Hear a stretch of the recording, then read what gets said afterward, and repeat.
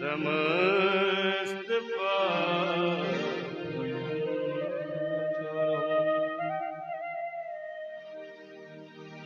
सदैव पाद पंकज मदीयमानसे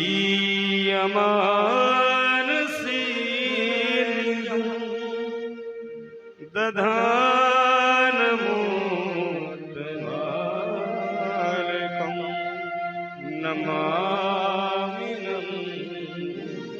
नमालकं व्रजैकमण्डलं समस्त पापखण्डनं स्वभक्तचित्तरञ्जनं सदैव नन्दनन्दनं।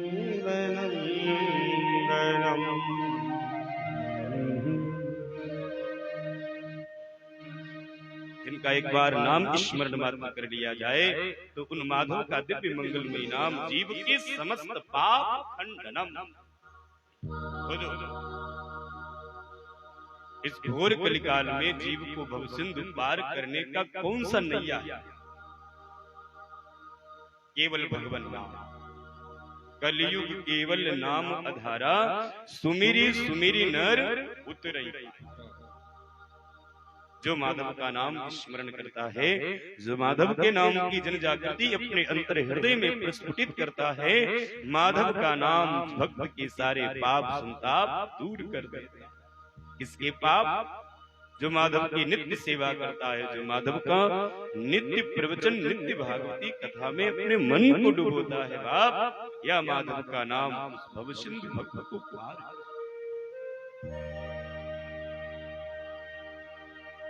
नई मिशारण्य की पावन राधाम पर विद्यमान सौनकादिक 88,000 ऋषियों की मंडली का प्रतिनिधित्व करते हुए भगवान श्री सूत महाप्रभु विद्यमान। सूत जी कहते हैं, सौनक जी,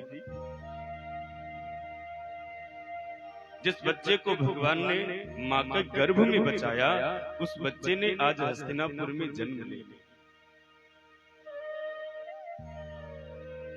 ब्राह्मणों ने इसका नाम विष्णुरात रखा। इनको सब परीक्षित परीक्षित कहते हैं। ये सबकी गोद में जाता है तो रोता है, छटपटाता है। क्यों? क्योंकि यह मन में विचार करता है कि अभी 10 मिनट पहले जो मातृ गर्भ में हमको दर्शन दे रहे थे, सुदर्शनधारी चक्रधारी 4 हाथ वाले नारायण, वो दुनिया की भीड़ में कहा। वह बच्चा सबको देखता है, सबकी गोद में जाता है तो रो रहा। जग जान रहा वो रो रहा है, वो पूछता है भगवान कहाँ। संसार तो जान रहा है कि बच्चा ये रो रहा है, उसे भूख लगी होगी, प्यास लगी होगी, पर बच्चा भूख प्यास नहीं देखता। वो सोचता है कि इस दुनिया की भीड़ में 2 हाथ वाले हैं पर 4 हाथ वाले हैं। जब उसे नहीं मिलती तो वह तड़पने लगता है, रोने लगता है। आज उस बच्चे का लालन पालन करके उसे सुयोग्य ब्राह्मणों के द्वारा शिक्षित दीक्षित कराया। पांडवों ने मिलकर के अपने पौत्र को बड़ी सुंदर शिक्षा ग्रहण कराई। क्यों? पांडव जानते हैं कि हमारी परंपरा अब यही बच्चा आगे भूमंडल पे चलाएगा। इसलिए बड़े सुयोग्य बड़े अच्छे ब्राह्मणों के द्वारा महाराज परीक्षित का वो शिक्षा दीक्षा कराया। तथा परीक्षित द्विजवर्य शिक्षया महिमः भागवता ससासः यथा हि सूत्यामभिजात कोविद समादिशन विप्रमरुद्गणस्तथा। बहुत अच्छे अच्छे मरुदगणों के द्वारा उनकी शिक्षा दीक्षा हुई।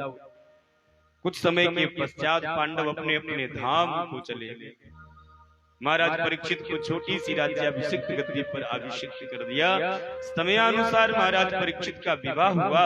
इनकी धर्म पत्नी का नाम है इरावती। जो स्वयं लक्ष्मी स्वरूपा है। समयानुसार इनको भगवान ने 2 पुत्र दिए जिनका नाम जन्मय थे। पुत्र बड़े हो गए, आनंद करने लगे।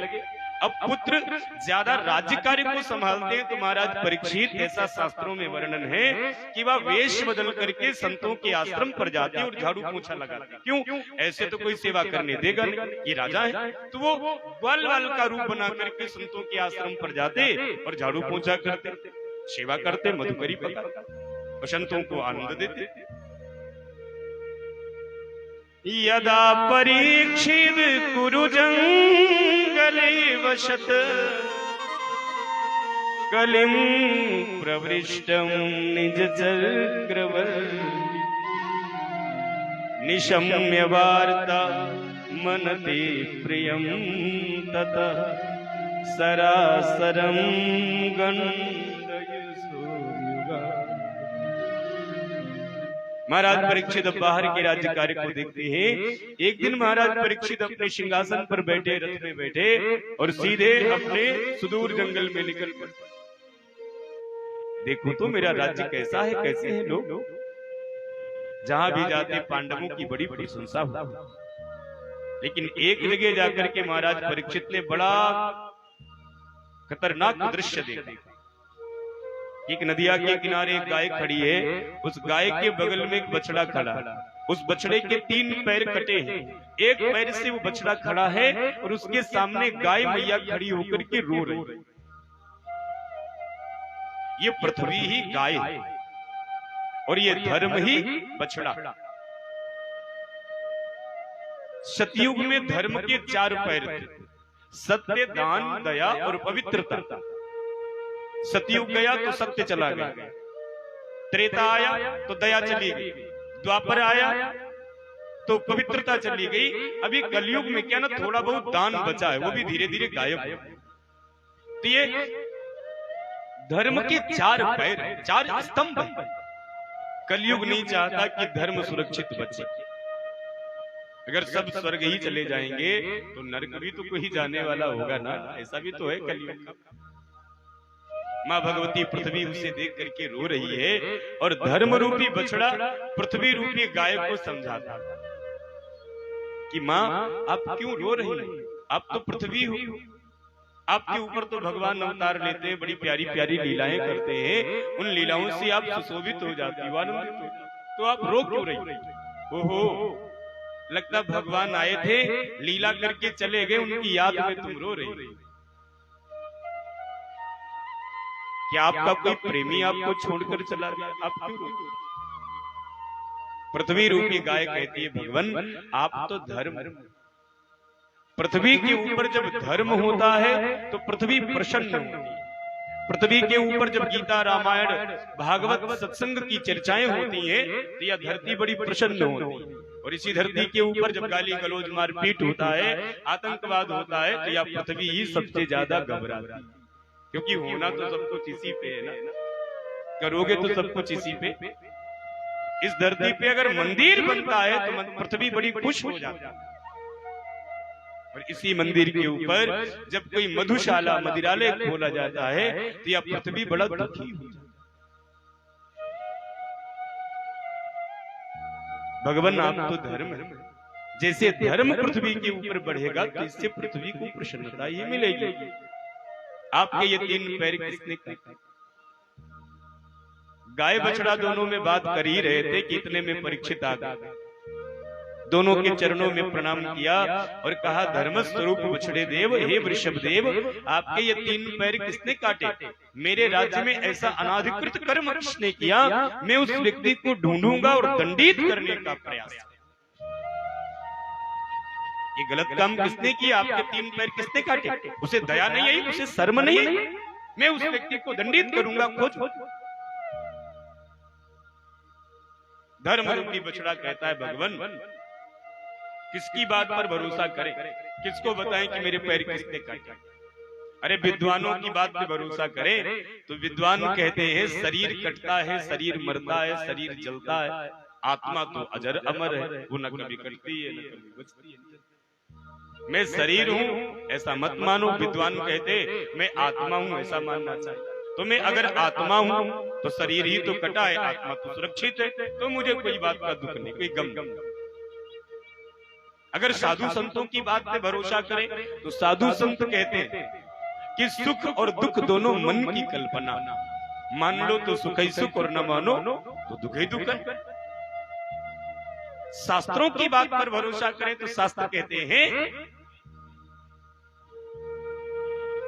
कि कोई किसी को दुख नहीं दे सकता, कोई किसी को सुख नहीं दे सकता। जो भी जीव को इस धरती के ऊपर प्राप्त होता है वह उसी के किए हुए कर्मों का फल ही उसे मिलता है। कोई यहाँ किसी को ना तो सुख देता है ना तो दुख देता है।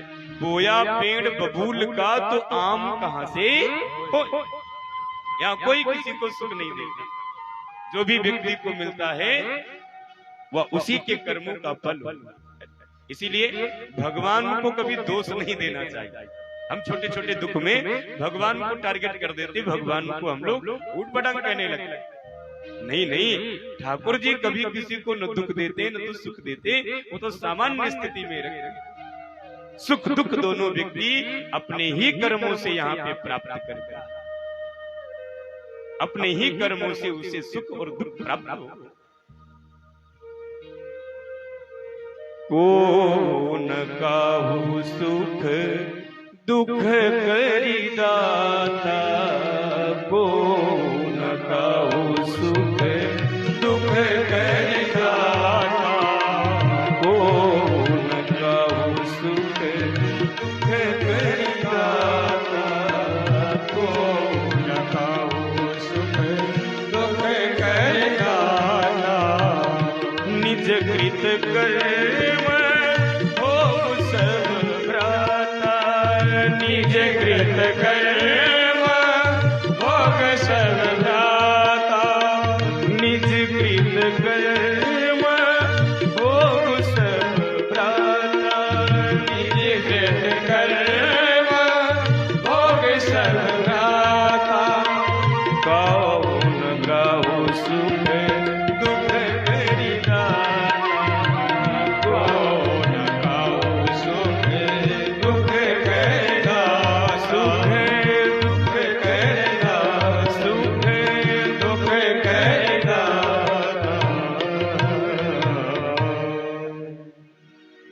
कर्मणा जायते जंतु कर्मणैव विलीयते, सुखम दुखम भयक्षेमः कर्मणैव विपद्यते।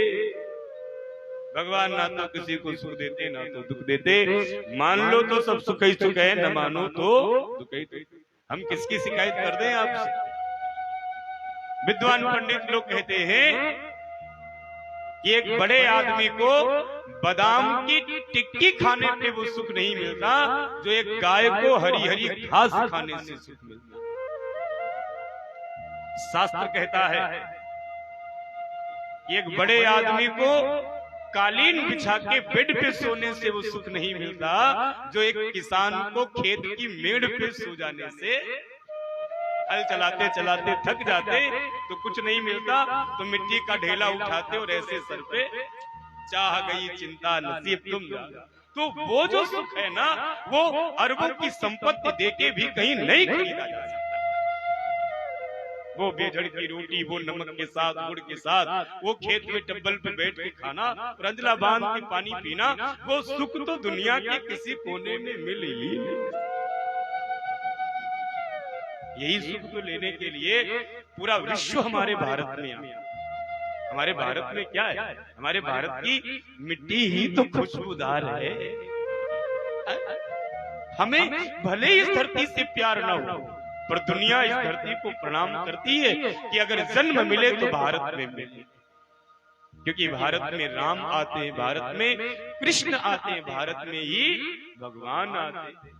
इसलिए बड़े बड़े देवता भी कहते हैं प्रभु अगर जन्म मिले ना तो हमें भारत में दे दो। क्यों?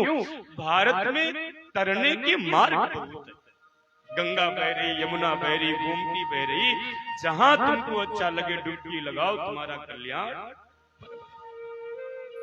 इसीलिए भारत माँ, ये धरती का नाम क्या है? माँ।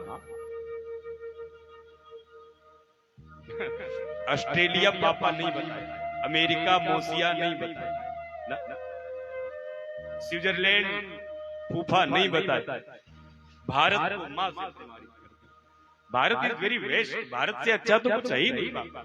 और हम बहुत अच्छे हैं कि हम भारत जैसी भूमि में रहते हैं, भारत जैसे देश में रहते हैं। जितनी स्वतंत्रता यहाँ है ना, उतना दुनिया में कहीं नहीं। ना ना ना, सच में। सुबह सुबह नहीं कुछ तो उठने से पहले धरती के पांव छुआ कर। ये धरती बड़ी बड़ी पावन है, बड़ी पवित्र है। अगर कहीं दोबारा नहीं मिली ना तो बड़ा संकट में पड़ जाओ, चक्कर में पड़। कहीं अफगानिस्तान में जन्म दे दिया ना तो बड़ा दिक्कत हो जाएगी। वहां तुमको कथा और भगवान नहीं मिलते। इस धरती पे सत्संग मिलता है, कथा मिलती है भगवान।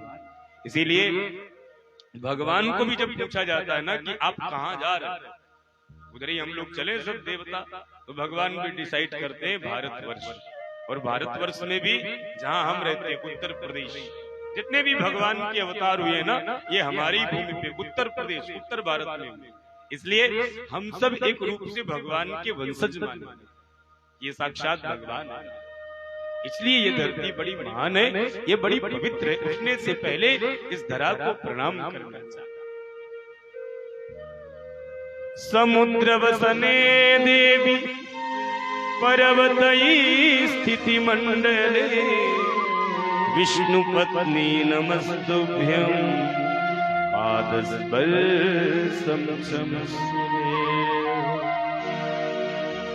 महालक्ष्मी च विद्महे विष्णु पत्नी च धीमहि तन्नो लक्ष्मी प्रचोदयात्। धरती बड़े सिद्ध महापुरुषों की है, इसलिए इस भारत की धरती को बारंबार प्रणाम करना चाहिए। बाप, मैं किसकी बात को शिकायत कर दूं कि मेरे 3 पैर किसने काटे, मेरे 1 पैर किसने काटे, मुझे नहीं पता। पर महाराज परीक्षित ने कहा मैं उस व्यक्ति को ढूंढूंगा और दंडित करूंगा जिसने धर्म के पैर काटे। निकल रहे थे, सामने से देखा एक बहुत बड़ा काला काला पुरुष हाथ में नंगी तलवार लेके दौड़ा चला। धर्म के उस पैर को भी काटने के लिए वो तत्पर हो रहा। क्यों? इसी का नाम कलयुग। कलयुग नहीं चाहता कि धर्म का एक पैर भी सुरक्षित बचे। कलयुग नहीं चाहता कि तुम बैठकर कथा सुनो। कलयुग नहीं चाहता ये धर्म। कलयुग नहीं चाहता कि तुम शांति पूर्वक राम राम करो। ना ना, आप यहाँ कथा सुन रही हो, बाहर बहुत से लोग तो इसी में दिमाग लगाए होंगे कि किसी ये गड़बड़ हो, क्योंकि कलयुग का असर तो होगा ना। तो ये कलयुग इसीलिए ये युग है कि इसमें किसी की चलती राजा रंग फकीर सब इसमें गड़बड़ को देखा जाता। कलयुग को मारने के लिए तत्पर हो गए। कलयुग ने देखा कि धर्मराज परीक्षित मेरा वध कर देंगे, वह तुरंत चरणों में समर्पित हो। त्राहिमाम मुझे मत मारो, मत मारो। तू कौन है? मेरा नाम कलयुग है। अरे कलयुग, तुझे मेरे राज्य में रहने का अधिकार नहीं, भाग जा। कलयुग ने कहा प्रभु पूरी दुनिया में आप ही का तो राज्य है, हम कहाँ जाएं? आप ही कोई रहने के लिए हमको कमरा दे दो तो हम रहने। तुम्हारा परीक्षित कलयुग का परिचय पूछ लो। किन्नते गुडा के सयसोधराण वृद्धांजलैर्भय भयमस्ति किंचित् न वर्तितव्यं भवता कथंचन क्षेत्रे मदीये त्वमधर्मबन्धुः न वर्तितव्यं भवता कथंचन क्षेत्रे मदीये त्वमधर्मबन्धुः। आप ही मुझे कुछ रहने के लिए कमरे दे दो। तो महाराज परीक्षित ने कलयुग को 4 कमरे दे दिए कि जा रे कलयुग में तुझे 4 कमरे देता हूँ, यहाँ पे रह, पूरी दुनिया में भटका भटका मत। द्यूतम पानम स्त्रिया सूना यत्रा धर्माश्चतुर्विधा अभ्यन्तरस्ते तदा तस्मै स्थानानि कलये। द्यूतम, जहां पर जुआ खेला जाएगा तो वहां पे कपट के रूप में कलयुग वास करे। आपने कभी वो गड्डी खेलते हुए लोगों को देखा है? जरूर देखा होगा। तो कैसे लोग खेलते हैं, है ना? तो उनको बड़ा ज्ञान भी होता है गुणा गणित का। जो लोग खेलते हैं ना, उनको बहुत दिमाग होता है, बहुत गड्डी वालों, है ना? वो लोग कहते महाराज खेलो ना तो क्या दीपावली सिद्ध नहीं होती, महाराज खेलो ना तो होली सिद्ध नहीं होती। भैया सिद्ध करो, खूब खेलो, खूब जो कुछ करना है करो, मरो। तो जुए में कपट के रूप में कलयुग वास। जुए में कोई सत्यता के साथ में जीतना चाहे वो कभी नहीं जीत पाए। जुआ उसी को सिद्ध होता है जो झूठ बढ़िया वाला जानता है, जो छल अच्छा वाला जानता है, वही जुए में जीत सकता है। अगर सत्यता के साथ में जुए में जीत मिलती तो क्या पांडव नहीं जीत जाते? भाई हरे क्यों चौपड़ में, भाई छल जिसको आता। इसीलिए जो लोग गड्डी खेलते हैं ना, उनको देखो तो वो बड़े दिमागी होते हैं। ये पैसा जेब में मत रखना जब तक खेल ले, वो उनका तरीका है ना। मैंने देखा है वासन के नीचे सब भर लेते हैं इसे, फिर बाद में उड़ा। तो जुए में कपट के रूप में कलयुग वास करता है। जहां पे हिंसा होती है वहां पे कलयुग वास करता है। जहां पर पराई स्त्री गमन होता है वहां पर कलयुग वास करता है। और जहां पर मद का पान होता है, मदिरा का पान होता है, मदिरे में मद के रूप में कलयुग वास करता है। आप सुबह देखो तो साधु बाबा, और जहां शाम हुई ना, एक बोतल अंदर गई, साधु से राक्षस कब बन गए पता ही नहीं लगता। पूरी दुनिया सर पे उठा लेते थे। नाली में भी पड़े हैं, घर परिवार भी उनको कहता तो रात भर पड़े रहे, सड़ो। नाली में पड़े, पर बात वो पूरे हिंदुस्तान को खरीदने की कर ना। बाजार का क्या भाव है ये लोग करते ना, बड़ा झूम के। कुत्ता भी उनको चाटने लगता है जुबान निकाल के, लेकिन बाप बोतल अंदर, फिर सिया राम ऐसा। इस बार चुनाव में क्या हो रहा है? बिल्कुल पावरफुल में आदमी आ जाए। सूर्य महापुरुष मस्त। तो मदिरे में मद के रूप में कलयुग वास करता है। जो बोतल पीता है ना, फिर वो अपने आगे किसी को देखता नहीं, वो अभिमानी हो जाता है, मदान तो हो जाता है, वो अंधा हो। इसीलिए मदिरे में मद के रूप में कलयुग को वास करता है। कलयुग ने कहा प्रभु ये तो सब गंदे गंदे कमरे हैं, तो एक अच्छा वाला दो जो हम बेडरूम तो बना ले फैमिली के सही।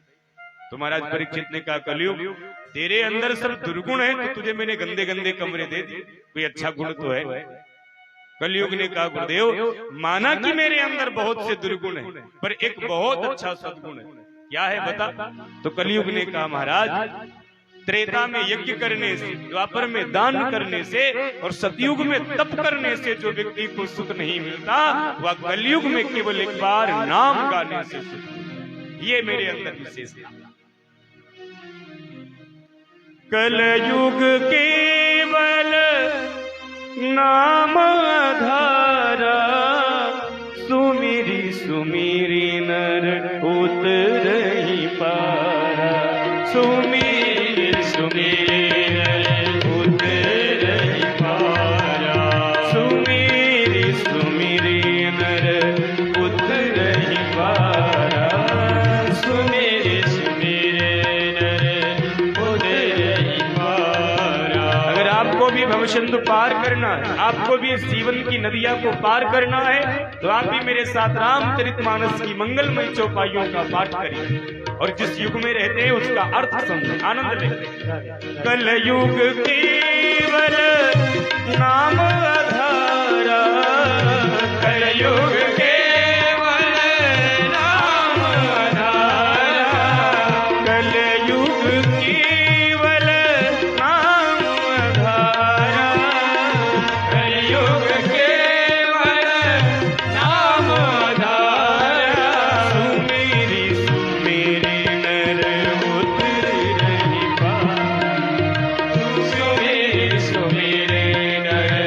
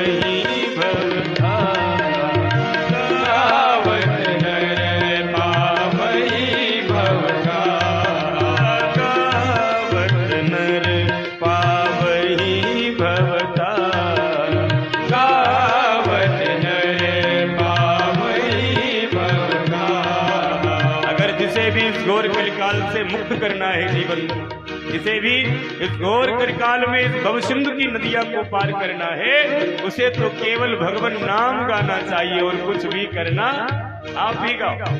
सीताराम सीताराम सीताराम सीताराम सीताराम सीताराम सीताराम सीताराम। गाइए, ताली बजाइए जरा। हाँ सब गाओ, अब सब पार उतरना है ना। राधे। सीताराम सीताराम सीताराम सीताराम सीताराम सीताराम सीताराम सीताराम। राधे श्याम राधे श्याम राधे श्याम राधे श्याम राधे श्याम राधे श्याम राधे श्याम राधे श्याम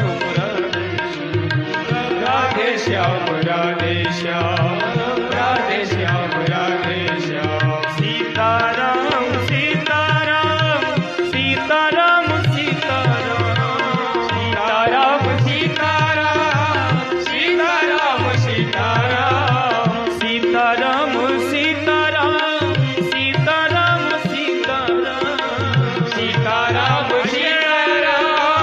सीताराम सीताराम। राधे श्याम राधे श्याम राधे श्याम राधे श्याम राधे श्याम राधे श्याम राधे श्याम राधे श्याम। दो अक्षर का प्यारा नाम सीताराम सीताराम, दो अक्षर का प्यारा नाम सीताराम सीताराम, दो अक्षर का प्यारा नाम सीताराम सीताराम, दो अक्षर का प्यारा नाम सीताराम सीताराम। सतयुग में दान करने से, त्रेता में यज्ञ करने से और द्वापर में तप करने से भी जीव को वो सुख नहीं मिलता तो इस घोर कलिकाल में एक बार भगवान नाम गाने से प्राप्त हो। इसलिए इस युग की महिमा अन्य युगों से बड़ी पावरफुल है कि यत् फलम नास्ति तपस्या न योगेन समाधिना तत्फलम लभते सम्यक् कलहु के सबकी। सत्संग से ज्यादा बड़ी महिमा किसी दूसरी चीज की नहीं है। इसीलिए स्वर्ग मुक्ति वैकुंठ भी पल भर के सत्संग के आगे बड़े छोटे हो जाते हैं। स्वर्ग मुक्ति वैकुंठ एक पल्ले पे रखा हो और एक पल्ले के ऊपर सत्संग रखा हो तो साधु पुरुष के जो लोग हैं वो सत्संग की तरफ रुझान करते हैं, वह स्वर्ग की संपत्ति को भी ठोकर मार देते हैं। ऐसा है सत्संग कि तात स्वर्ग अपवर्ग सुख धैर्य तुलायत तूलनता ही सकल मिली जो सुख लब सत्संग, तूलनता ही सकल मिली जो सुख लब सत्संग। इसीलिए तुम्हें सत्संग प्राप्त हो जाए, बाकी तुमसे अगर कुछ भी ले लिया जाता है तो तुमको चिंता नहीं करनी चाहिए। सत्संग ही तो सबसे बड़ा पावरफुल दवा है बाप, और सत्संग को जो व्यक्ति कर लेता है वही भवसिंधु पार है ना। तो भगवान ये मेरे महाराज परीक्षित ने कहा तो चल तू ही बता मैं तुझे कौन सा कमरा दे दूं अच्छा वाला। कलयुग ने कहा मुझे सोने में वास दे दे। परीक्षित के मुंह से निकल गया तथास्तु, जा तेरा वास सोने में। परीक्षित का मुकुट भी तो सोने का था। कलयुग ने चरणों में प्रणाम किया, सूक्ष्म रूप लेकर के मुकुट में प्रवेश कर गया और मुकुट के माध्यम से राजा के मस्तिष्क में कलयुग उमड़ घुमड़ कर प्रवेश।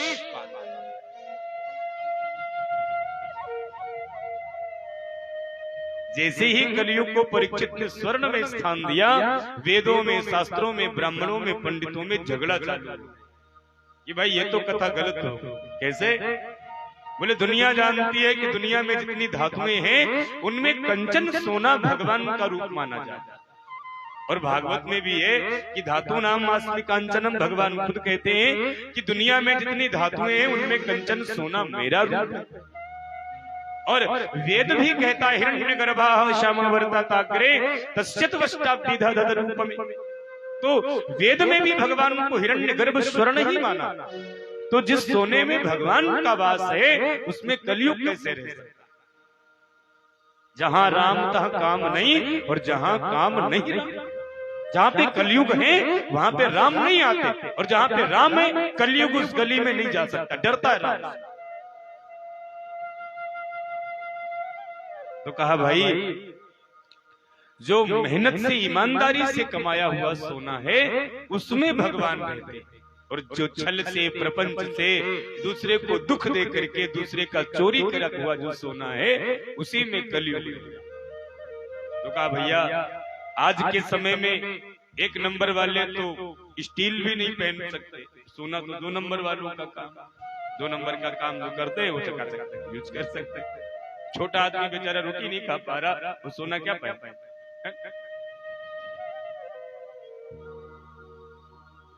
तो कहा ये जो महाराज परीक्षित ने मुकुट धारण किया है ये क्या धर्म का नहीं है, अधर्म का? ये मुकुट क्या पांडवों का नहीं है तो इसमें कलयुग घुस गया? ये मेहनत का नहीं है? तो कहा भाई ये पांडवों का मुकुट नहीं है। बोले फिर किसका है? बोले पांडव जरासंध को मारे ना तो जरासंध का मुकुट लेकर के आए और इसे एक संदूक में बंद कर और लिख दिया इस संदूक को खोलना सख्त मना। लेकिन बच्चे होते वो उसी मार्ग पे चलते जिसपे बड़े बुजुर्ग कहते मत चल। परीक्षित जब राजा बने तो उन्होंने राज्यकोष में प्रवेश किया तो देखा संदूक के ऊपर मोटा मोटा लिखा कि संदूक को स्पर्श करना गलत। बड़े बड़े मुकुट, हाथी, घोड़े, तलवारें सब सोने की रखी, भाले रखे, धनुष बाण रखे। महाराज परीक्षित ने कहा इस संदूक में ऐसा क्या है, खोलो इसको। तो सैनिकों ने कहा प्रभु आपके पूर्वज इस संदूक के ऊपर लिख गए कि इसको खोलना सख्त मना, इसको मत। नहीं नहीं मेरा आदेश है। आखिर देखे तो इसमें है क्या? आखिर क्या मेरे पूर्वज रख गए हैं तो इस संदूक को नहीं खोला जा सकता। जब सैनिकों ने खोला तो उसमें चमचमाता बढ़िया मुकुट। परीक्षित ने कहा पांडव कितने बोले, इतना बढ़िया सोने का मुकुट बताओ बक्से में बंद करके रखा, चलो इसे हमको लगा। सैनिकों ने वह मुकुट महाराज परीक्षित के सिर पे रख दिया। तो ये अधर्म का मुकुट है, इसीलिए इसमें कलयुग प्रवेश करता है। इसीलिए कभी किसी को दुख नहीं देना चाहिए। दुख देकर के जो व्यक्ति कमाता है स्वर्ण उसमें पाप निवास करता है, और जो मेहनत से ईमानदारी से व्यक्ति स्वर्ण कमाता है उसी में माधव वास करता है। इसीलिए जो भी वस्तु तुम समर्पित बनाओ अपने लिए वो सबसे पहले भगवान को समर्पित। क्यों? दुनिया की हर वस्तु में भेद है।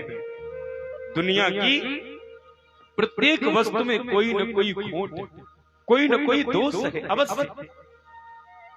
लेकिन वही वस्तु जब भगवान को अर्पण हो जाती है तो उसका दोष भाग भगवान ले लेते और फिर प्रसाद बना करके वो भक्त को दे देते।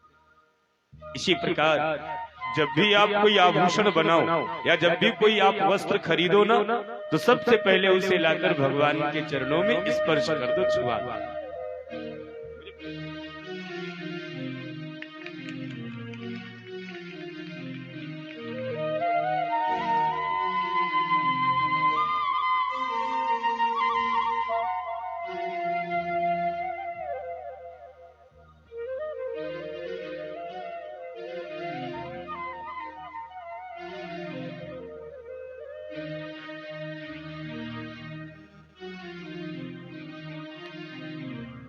कि कृष्णाय वासुदेवाय देवकी नंदनाय च नंद गोप कुमाराय श्री गोविंदाय नमो।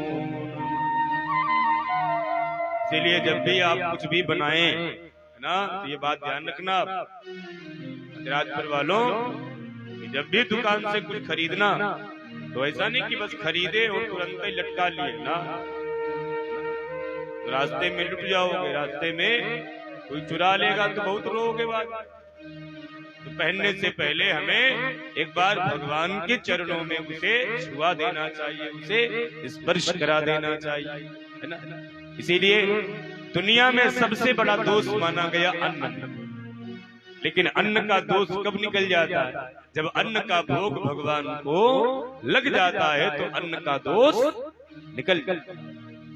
इसीलिए जब भी घर में कुछ भी बना, दीपावली होली आदि कपड़े खरीदते हैं ना, तो 10 मीटर का साड़ी अगर अपने लिए खरीदे तो नहीं तो कुछ 2-4 वित्त का ठाकुर जी के लिए लेना ही चाहिए। ये हमारा धर्म है।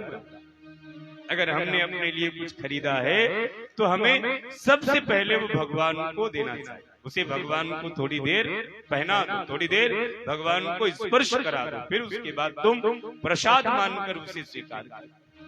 इसीलिए 56 प्रकार के व्यंजन बना के खाओ, लेकिन खाने से पहले भगवान को भोग जरूर लगाओ, तो उसका दोष भाग चला जाता है ना। तुम ही निवेदित भोजन कर, तुम ही निवेदित भोजन करही, तुम ही निवेदित भोजन करही, तुम ही निवेदित भोजन करही, तुम ही निवेदित भोजन करही, तुम ही निवेदित भोजन करही, प्रभु प्रसाद पटभूषण धरही, प्रभु प्रसाद पटभूषण धरही, प्रभु प्रसाद पटभूषण धरही, प्रभु प्रसाद पटभूषण धरही, मंगल भवन अमंगल हारी, मंगल भवन अमंगल हारी, मंगल भवन अमंगल हारी, मंगल भवन अमंगल हारी, प्रभु सुदशरथ अजीर बिहारी, प्रभु सुदशरथ अजीर बिहारी, प्रभु सुदशरथ अजीर बिहारी, प्रभु सुदशरथ अजीर बिहारी। कलयुग ने महाराज परीक्षित के मुकुट में प्रवेश किया तो रोज जो राजा संतों का सम्मान करते थे वही परीक्षित संतों का अपमान करते। आज शिकार करते करते परीक्षित सुदूर जंगल में निकल गए और जंगल में उन्हें भूख लगी, प्यास लगी तो एक ऋषि के आश्रम पे पहुंचे। वो शमीक ऋषि का आश्रम, शमीक ऋषि समाधि में बैठे थे। महाराज परीक्षित उनसे जल की याचना करते, जवाब न मिलने पर एक मरा हुआ सर्प उनके गले में डालते और वहां से चले गए। ऋषि कुमार श्रृंगी आए, जब उन्होंने देखा कि पिताश्री के गले में मरा हुआ सर्प पड़ा, पूछा तो शिष्यों ने बताया कि परीक्षित आए थे, डाल के चले गए। उस ऋषि कुमार का क्रोध भड़क गया। परीक्षित को अभिमान है कि वो भारत का सम्राट है, परीक्षित को अभिमान है कि धरती उसके बाप की है, वो संतों का अपमान करेगा। उसे यह नहीं पता कि यह धरती संतों के प्रताप से टिकी हुई है, उसे यह नहीं पता कि दुनिया का हर राजा पहले संत के चरणों में पांव छूता है। क्या वो दशरथ से बड़ा राजा है? संत का अपमान बर्दाश्त नहीं।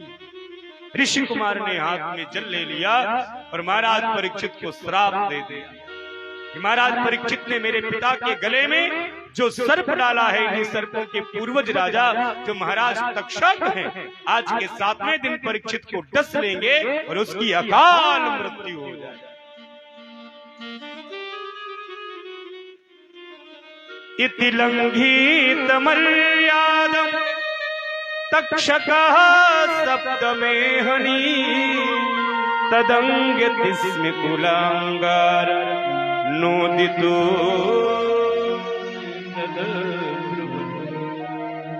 तिलंघित मर्यादा तक्षकः सप्तमे हरि। इन्हीं सर्पों के जो पूर्वज राजा महाराज तक्षक हैं, आज के 7वें दिन महाराज परीक्षित को डस लेंगे, उसकी अकाल मृत्यु, श्राप दे दिया। थोड़ी देर के बाद जब समीक ऋषि के नेत्र खुले, उन्होंने अपने पुत्र श्रृंगी को रोते हुए देखा तो पूछा, बेटा तुम रो क्यों रहे? तो कहा, पिताश्री आपके गले में महाराज परीक्षित मरा सर्प डाल गए, मैंने भी उन्हें 7 दिन में मरने का श्राप दे दिया। इस बात को सुनकर के संत का हृदय भर आया, रोने लगे, बेटा ये तुमने तो बहुत गलत कर दिया। बेटा परीक्षित तो संतों के हित चिंतन, बेटा परीक्षित जैसे राजा के ही दम से तो हम संत सब जंगल में रहते हैं कि हमें कोई भय नहीं है, कोई कष्ट नहीं है। बेटा परीक्षित के ही तो प्रताप से ये धरती इतनी पावन, इतनी पवित्र है। अगर वो आए थे तो उन्हें जल पिलाना चाहिए था, तुमने ऐसा श्राप उन्हें क्यों दे दिया?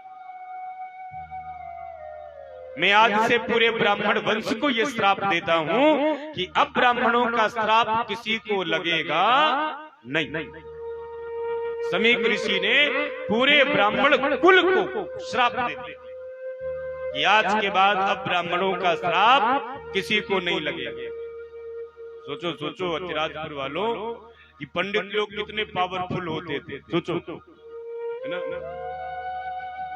एक बार जिसको कह दिया छू, आदमी मर गया, खट छू कहा तुम जिंदा। कितनी बड़ी ताकत ब्राह्मणों के पास में थी, आज क्यों कहां गई? मैंने तो ऐसा भी पढ़ा है, सुना है कि पहले के पंडित लोग नहा धो के धोती ऐसे फेंक देते थे, वो सूख के आ जाती थी तुरंत एक पल में, ऐसा मैंने सुना। मैं बहुत छोटा था तो मैं अपने नाना जी को देखा तो वो ऐसा करते थे। तो ये ब्राह्मणों के पास बड़ी अखंड विद्या है, पर ब्राह्मण अपने कर्म से पतित हो गए तो ब्राह्मण अब चापलूसी चमचागिरी करने लगे नेताओं की, तो पंडित लोग गड़बड़ हो गए। स्थिति कोई भी क्यों न हो, पर व्यक्ति का स्वाभिमान नहीं गिरता। जो व्यक्ति स्वाभिमान गिरा देता है उसकी रक्षा उसका ज़मीर भी नहीं करता।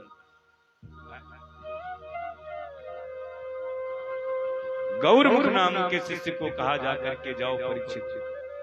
गौरमुख नाम के शिष्य ने महाराज परीक्षित को बताया कि भगवान 7 दिन में आपको मरने का श्राप मिला है, अगर 7 दिन में आप अपनी मृत्यु का कोई तरीका ढूंढ सके तो अवश्य ढूंढो।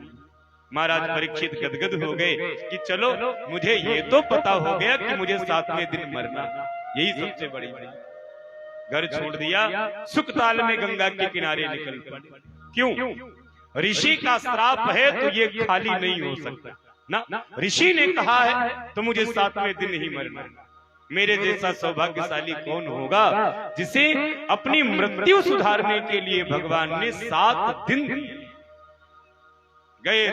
शुकताल में गंगा के किनारे महाराज परीक्षित आसन लगा करके बैठ गए। क्यों?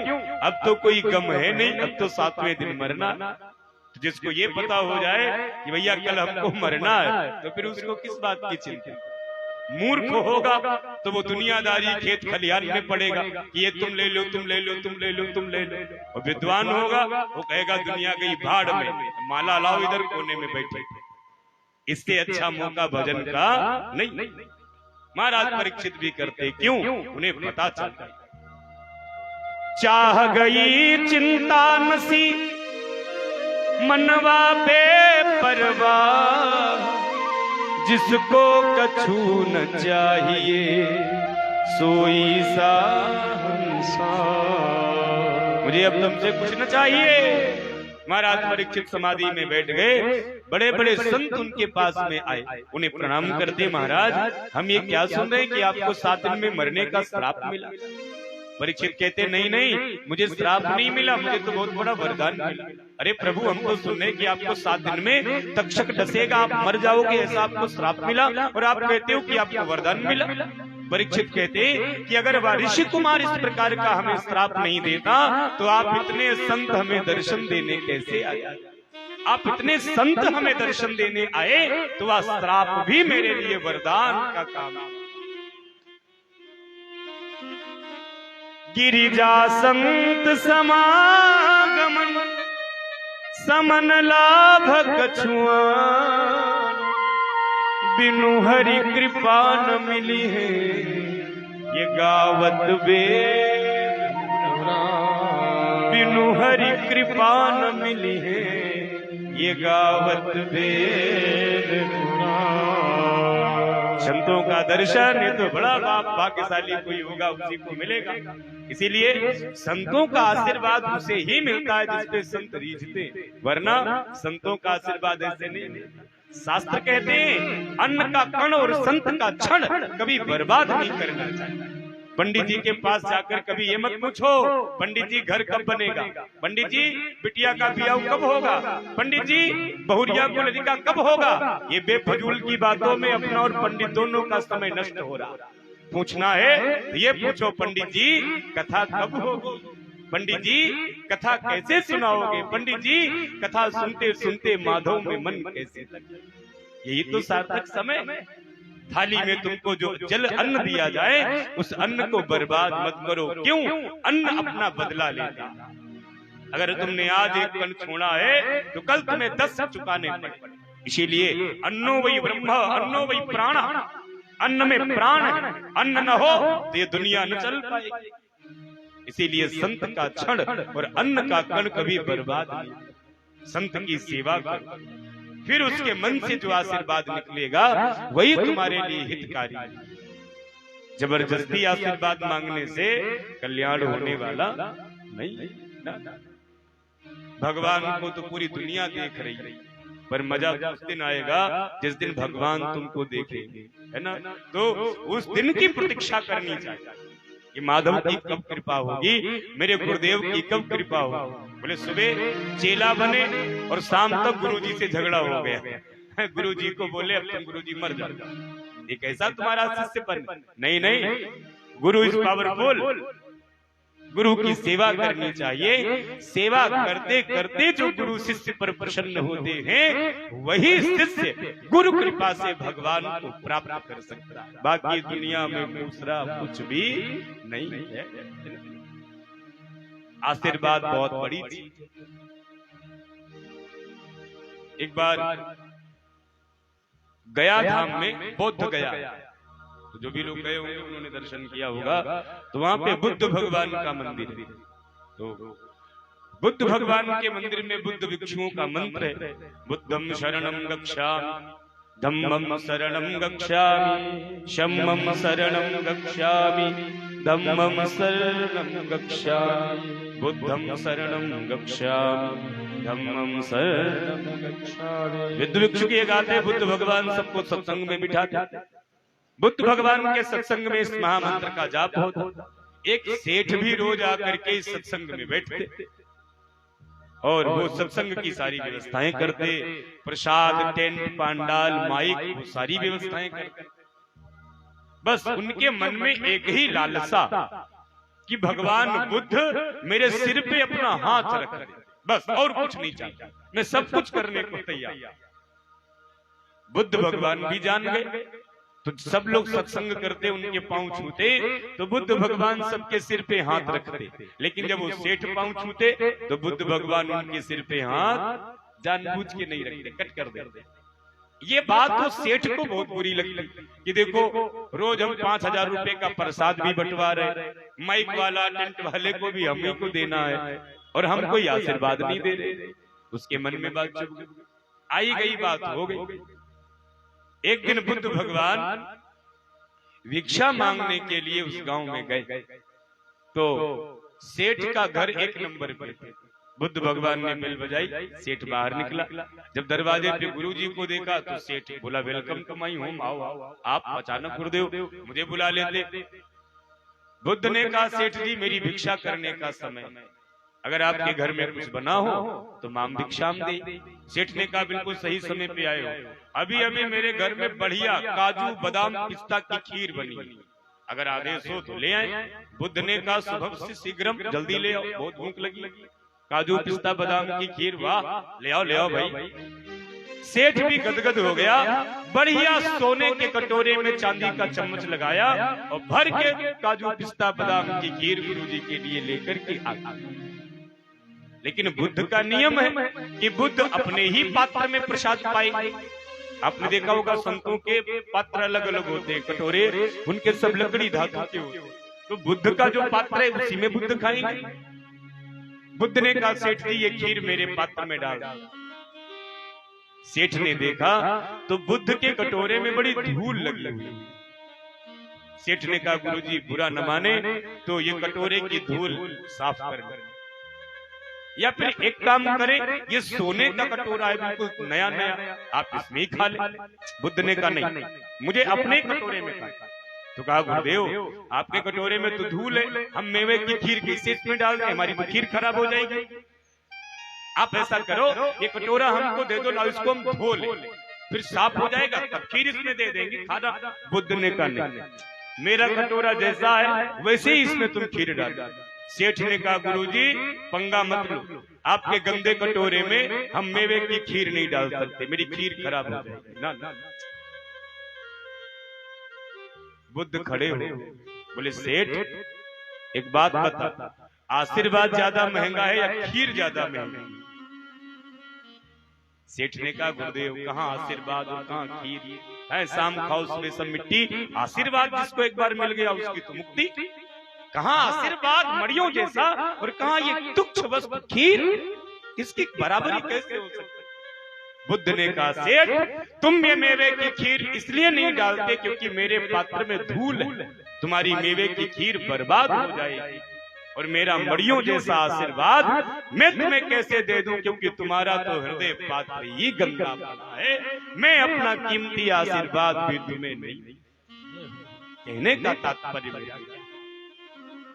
मेरे बाप, कहने का तात्पर्य सिर्फ इतना है कि आशीर्वाद मांगने से नहीं मिलता, उसके लिए सेवा करना, उसके लिए परिश्रम करना पड़ता, उसके लिए जागृति लाना।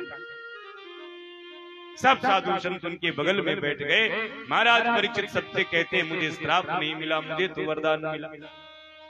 7 दिन में मरने वाले व्यक्ति की मुक्ति का क्या उपाय है आप बताइए? सबको 7 दिन में मरना है, हमको, आपको, चिड़िया को, कुत्ता को, बिल्ली को, चूहे को, जिसने भी यहाँ जन्म लिया है उसे 7 दिन में ही मरना। दादी बाबा पोता नाती है ना, मौसी चाची मम्मी डैडी सब एवरीथिंग सबको 7 डे में। 8वां दिन किसी के लिए नहीं बना, सबको यहाँ 7वें दिन ही मरना है, यही सच है, बाकी सब 7 दिन में मरने वाले व्यक्ति की मुक्ति कैसे हो आप हमें बताइए। कोई भी संत निर्णय नहीं ले पाया, तब भगवान श्री सुखदेव जी महाराज प्रकट होने को तत्पर हुए।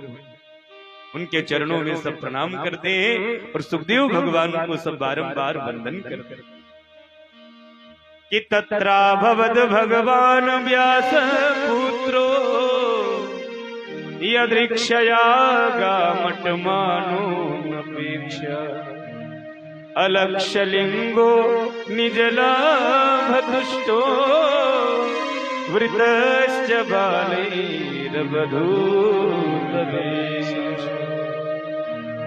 दिगंबरं वस्त्र विकीर्ण केशं प्रलम्ब बाहुं सुमरोत्तभासं श्यामं सदा पिच्यवयोंग लक्ष्म्या स्त्रीणां मनोज्ञां रुचिरस्ति मे। भगवान सुखदेव जी महाराज आते सब संत खड़े होकर उन्हें प्रणाम करते, वंदन करते और महाराज परीक्षित उनका पूजन करते हैं, और पूजन करने के बाद उनके चरणों में प्रश्न कर देते हैं कि प्रभु 7 दिन में मरने वाले व्यक्ति की मुक्ति का उपाय क्या है, आप कृपा करके मुझे बताइए। अतः प्रक्षामि संसिद्धिं योगिनां परमं गुरुं पुरुषस्येन यत्कार्यं म्रियमाणस्य सर्वदा। म्रियमाणस्य किं कर्तव्यम? 7 दिन में मरने वाले व्यक्ति की मुक्ति कैसे हो? हम सबको भी 7 दिन में मरना है, तो 7 दिन में हमारी आपकी मुक्ति कैसे हो, यही तो प्रश्न है। 7 दिन में मरने वाला व्यक्ति माला लेकर भजन करे तो उसकी मुक्ति हो जाए। 7 दिन में मरने वाला व्यक्ति यज्ञ करे तो उसकी मुक्ति हो जाए। 7 दिन में मरने वाला व्यक्ति बैठकर कथा सुने तो उसकी मुक्ति हो जाए। 7 दिन में मरने वाला व्यक्ति मंदिर की परिक्रमा करे तो उसकी मुक्ति हो जाए। 7 दिन में मरने वाला व्यक्ति गंगा यमुना काशी नहाए तो उसकी मुक्ति हो जाए। आखिर 7 दिन में मरने वाला ऐसा व्यक्ति क्या करे जो उसकी मुक्ति हो जाए, उसे मोक्ष।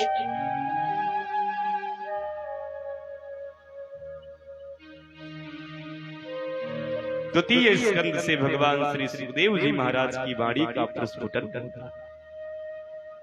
भगवान श्री सुखदेव जी महाराज मुस्कुरा दिए, फिर बोले, परीक्षित, ये तुमने जो प्रश्न किया है ना कि 7 दिन में मरने वाले व्यक्ति को मोक्ष कैसे, यह प्रश्न केवल तुमने अपने लिए नहीं किया, यह प्रश्न तुमने अखंड भूमंडल के परम कल्याण के लिए किया। यह प्रश्न तो सभी का है, क्योंकि 7 डेज में सबको मरना। तो 7 दिन में मरने वाला व्यक्ति ऐसा क्या करे जो उसकी मुक्ति हो, उसका कल्याण हो।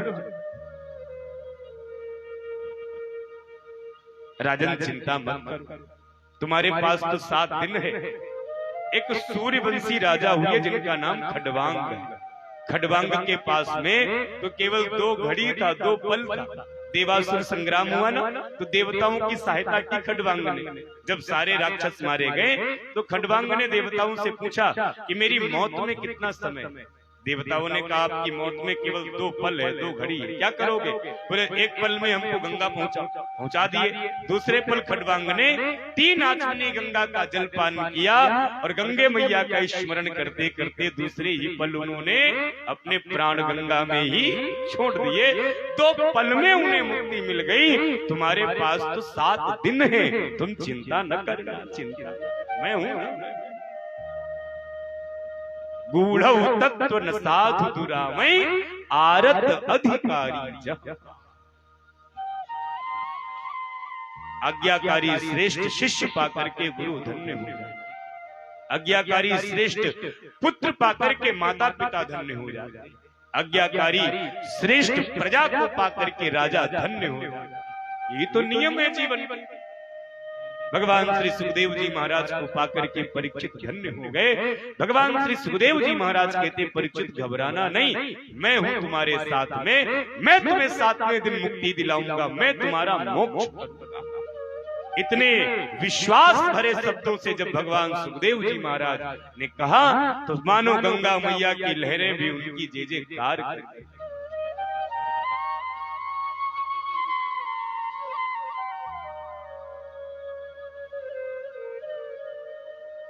चिंता न करो राजन, 7 दिन बाकी अभी।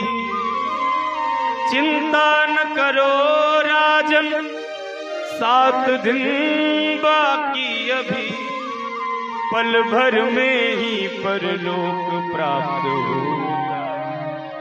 खडवांग से राजा का मोक्ष 2 घड़ी में हुआ।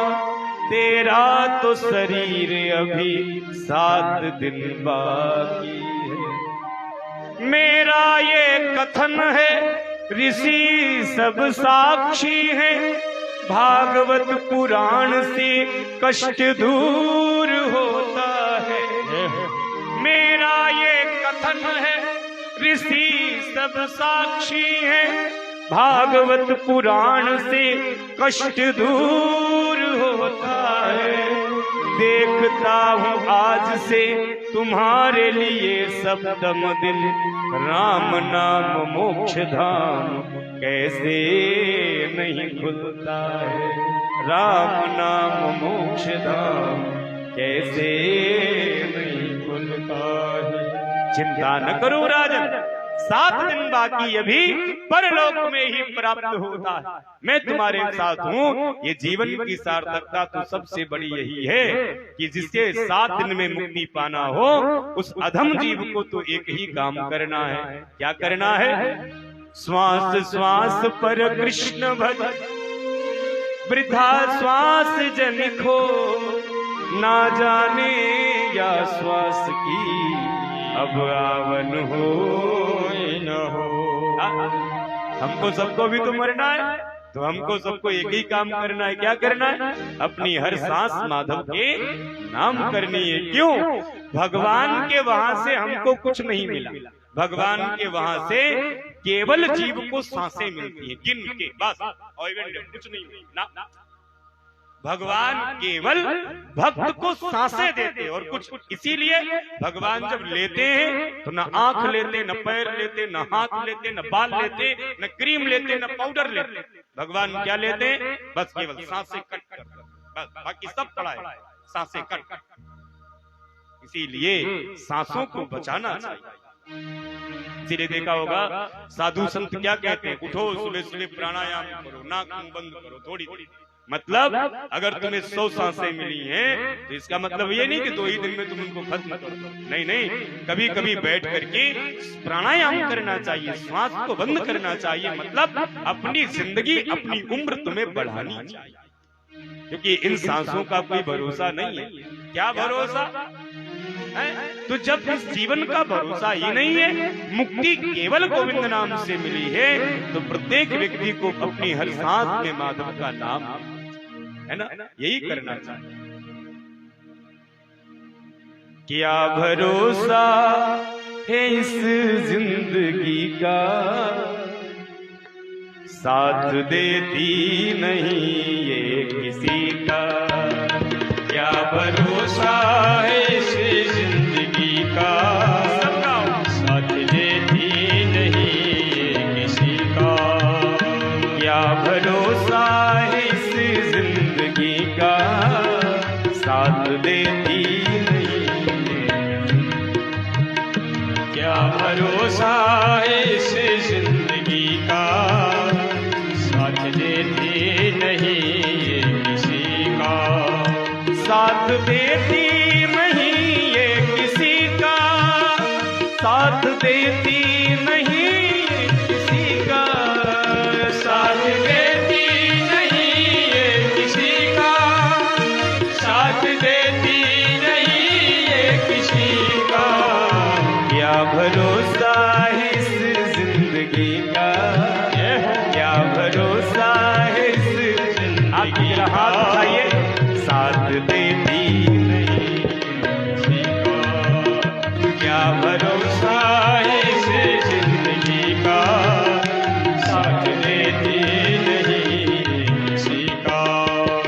श्वास रुक जाएगी चलते चलते, सम्मा बुझ जाएगी चलते चलते।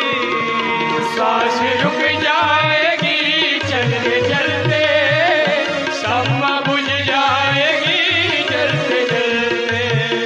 सांस रुक जाएगी चलते चलते, सम्मा बुझ जाएगी चलते चलते।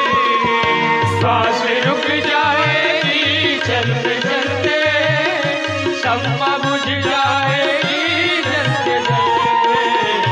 दम निकल जाएगा, दम निकल जाएगा, दम निकल जाएगा आदमी का, साथ देती किसी का। क्या भरोसा है इस जिंदगी का, साथ देती नहीं। दोनों हाथ खड़े करके मेरी मेरी ताली।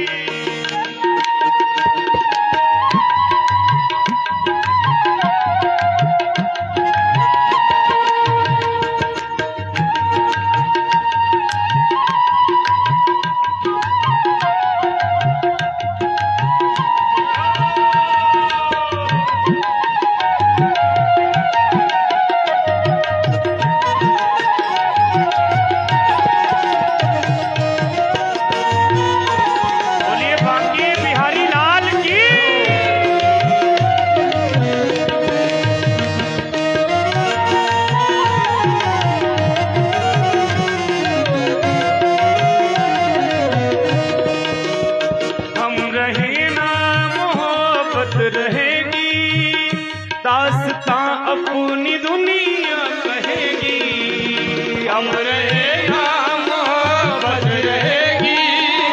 दास्तां अपनी दुनिया कहेगी, हम रहेगा मोहब्बत रहेगी। दास्तां अपनी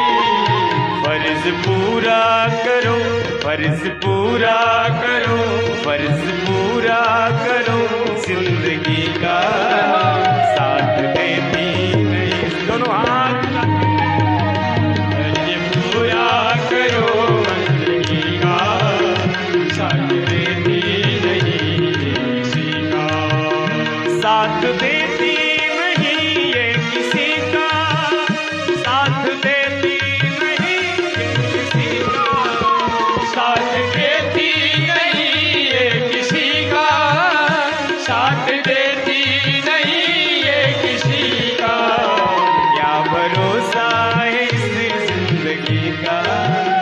ताली बजाइए, ताली बजाइए, आनंद लीजिए, तो हाथ उठा दीजिए। क्या भरोसा है इस जिंदगी का, साथ देती नहीं क्या भरोसा है इस जिंदगी का, साथ देती नहीं किसी का, क्या भरोसा इस जिंदगी का, साथ देती नहीं किसी का, साथ देती नहीं किसी का, साथ देती नहीं किसी का।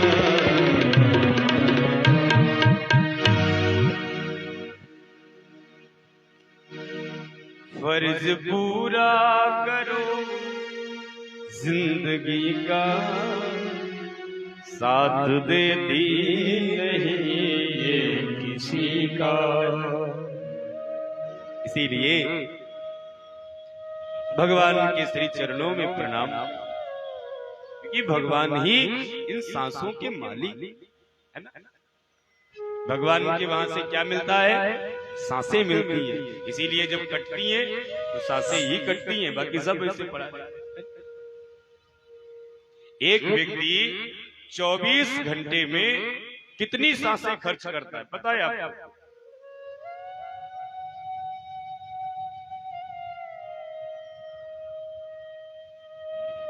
एक व्यक्ति 24 घंटे में कितनी सांसें खर्च करता है?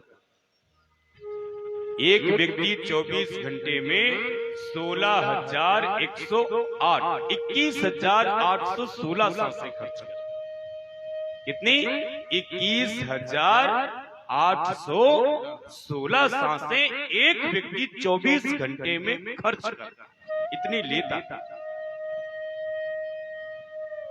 अगर वह इतनी सांसों में भी 16 बार भी माधव का नाम लेता है तब भी उसका परम कल्याण हो जाता है।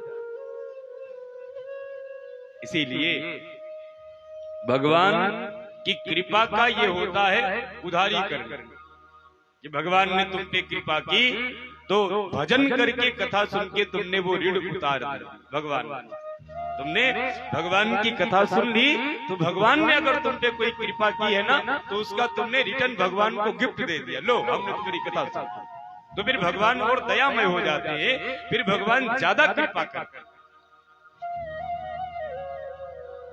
तो जितनी उनकी याद करोगे उतनी वो कृपा करेंगे, इसीलिए रिटर्न कर देना चाहिए। तो जो व्यक्ति रिटर्न करता रहता है समय समय पे वो फायदे में रहता है।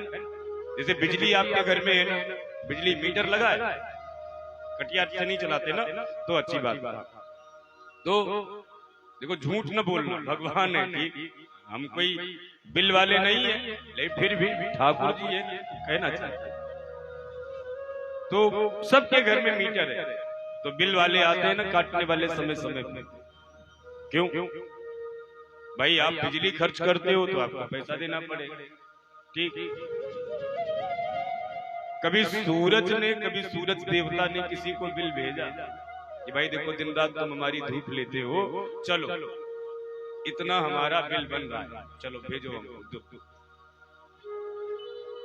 गड़बड़ हो जाएगा।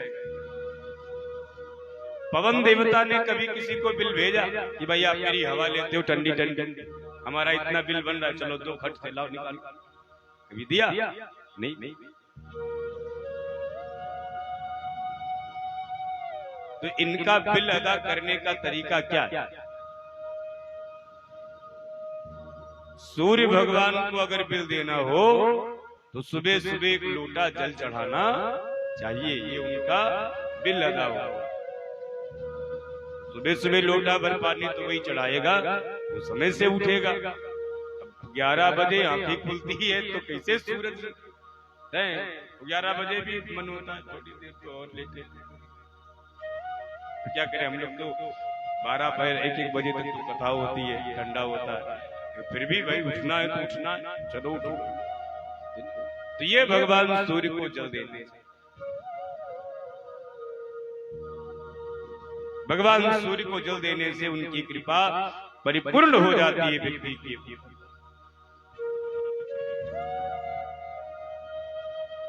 इसीलिए भगवान को कथा सुन करके रिटर्न कर देना चाहिए, तो भगवान पर ज्यादा कृपा करते हैं। भगवान श्री सुखदेव जी महाराज भगवान के दिव्य अंगों का वर्णन करने लगे। वह जल स्थल दोनों इस पृथ्वियों का पावन स्मरण कि राजन, सबसे पहले जिसे मृत्यु पे विजय पाना है उसे सबसे पहले अपने मन पे विजय पाना चाहिए। सबसे पहले अपने मन को वश में करना चाहिए। तो मन को वश में कैसे किया जाए? क्यों? ये दुनिया में सबसे चंचल अगर कोई है तो ये है मन। मन से ज्यादा चंचल कुछ भी है नहीं। यहां से अगर छिबरा मऊ आपको जाना हो तो लमसम 20, 25 या 30 मिनट का समय लगेगा, पर मन को पहुंचने में कितना टाइम लगेगा? आप आंख बंद करो, अभी चाट वाले ठेले पे मन वही खड़ा मिलेगा, चटपटा खाता हुआ। मन को पहुंचने में टाइम नहीं लगता है ना। दुनिया में अगर सबसे तीव्र चलने वाली वस्तु का नाम है तो उसका नाम है मन। इसीलिए मन अगर विषयों में बंधा है तो हम बंधे हैं, और मन अगर विषयों से मुक्त है तो हमारी।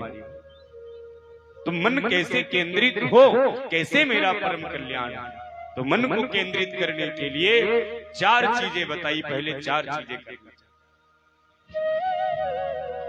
कि जितासनो जित श्वासो जित संगो जितेन्द्रिय स्थूले भगवतो रूपो मनः संधारये धिया।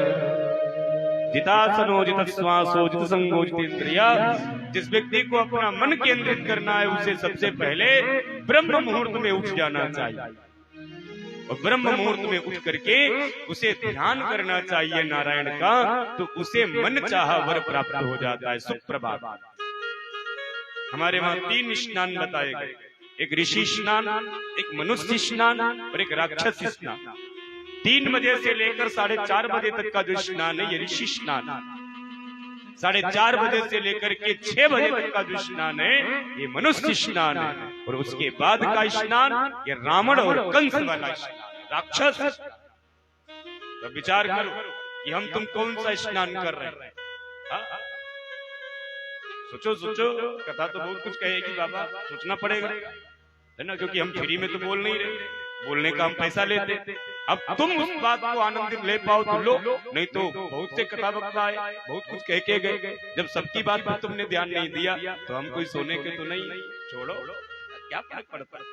आप तो आनंद लो, पर कथा तो कहेगी उसे जो कहना है। क्यों? कथा का यही अर्थ है कि तुम्हें सत्य से तुम्हारा परिचय कराना। तुम क्या हो, तुम्हारा क्या परिचय है, तुम्हें क्या करना चाहिए और तुम क्या कर रहे हो, यही इस ग्रंथ में लिखा है, और यही ग्रंथ वाचक को करना चाहिए। सुप्रभात में प्रत्येक व्यक्ति को उठना चाहिए। पहले क्या होता था कि भैया सुबह सुबह उठो, तो उठते ही सबसे पहले बिस्तर पे अपने हाथ देखो, आंखें खुले तो सबसे पहले अपने हाथ देखने चाहिए। ऐसे क्यों? करके अग्रभाग में सरस्वती, करके मध्य भाग में लक्ष्मी और करके ऊर्ध्व भाग में महाकाली का वास। इन 3 देवियों को देख करके व्यक्ति सुप्रभात में अपना कर्म सुधारता। कराग्रे वसते लक्ष्मी कर मध्य सरस्वती कर मूले तु गोविंद प्रभाते कर दर्शनम। लेकिन अब क्या है, हमने बदल दिया। प्रभाते कप दर्शन, बोले बेटे चाय बन गई? हाँ बन गई, ले आओ। चाय आएगी तब तो आंख खुलेगी। और एक जो ज्यादा पढ़े लिखे लोग हो जाते हैं ना, वो दिमाग भी बहुत लगाते हैं। लोग कहते बेटी, उन्हीं कहते चाय लो ना, थोड़ा अंग्रेजी में बोलने से प्रभाव पड़ जाता है ना आदमी का। कहता गुरुदेव बेटी पियेंगे क्या? हमारे सामने रोज प्रश्न आते कि गुरुदेव क्या आप सुबह सुबह बेटी लेते? तो हम कहते नहीं, सुबह सुबह को गर्म पानी देना, हमको नमक डाल, दिन भर हमारा बीपी अच्छा रहेगा। तुम पे बीपी खराब हो गया तो लफड़ा हो जाएगा, इसलिए हम गुनगुना पानी पीते, हम बेटी नहीं पीते। तो बाप, मैं आपसे निवेदन कर रहा हूँ कि जिस व्यक्ति को जो चाहिए उसे सुप्रभात में उठ जाना चाहिए। अगर विद्यार्थी चाहता है कि मैं फर्स्ट डिवीजन पास हो जाऊं तो उसे सुप्रभात में उठना चाहिए। सुप्रभात में पढ़ी हुई विद्या विद्यार्थी कभी भूलता नहीं, ये सत्य। जिस व्यक्ति को पुत्र चाहिए उसे सुप्रभात में उठना चाहिए, ब्रह्म मुहूर्त में उठकर उसे माधव से पुत्र की कामना करनी चाहिए। तो माधव स्वयं उसके घर पुत्र बन गया। क्यों? सुप्रभात ब्रह्म मुहूर्त में उषा देवी अपने नीले नीले घोड़ों के साथ में अपने रथ में बहुत सी सुख सुविधाएं और सामग्री लेकर गगन मंडल में प्रकट होती। उस समय जो व्यक्ति बैठ करके जो भी कामना करता है उसे उषा देवी देने में, इसीलिए सुबह को हम क्या कहते हैं? उषा का। संत लोग क्या कहते हैं? ये सुबह का सुप्रभात जो है, गगन मंडल में नीली नीली जो आसमान की घटाएं हैं, इन्हें संत कहते उषा का। तो उषा काल में बैठ करके जो व्यक्ति जो याचना करता है, उषा देवी उसे तत्काल देने में सक्षम। कि विद्यार्थी लभते विद्या, धनार्थी लभते धनम, पुत्रार्थी लभते पुत्रम, मोक्षार्थी लभते।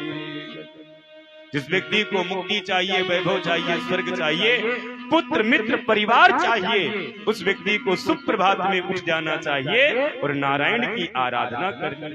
क्यों? सुप्रभात के पहले पहर में उषा देवी लुटाती है, तो जो जग जाता है वो पा जाता है, और जो सोता रहता है वो सब कुछ खो देता है। इसीलिए जग जाओ, उत्तिष्ठत जागृत प्राप्ति वरान निबोधत।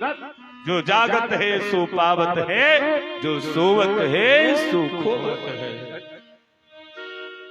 हर रात के पिछले घंटों कुछ दौलत लुटती रहती है। हर रात के पिछले घंटों में कुछ दौलत लुटती रहती है। जो जागत है सो पावत है, जो सोवत है सो खोवत है। जो जागत है सो पावत है, जो सोवत है सो खोवत है। जो सोवत है सो खोवत है, जो सोवत है सो खोवत है। उठ जाग मुसाफिर भोर भई, अब रह कहाँ जो सोवत है। उठ जाग मुसाफिर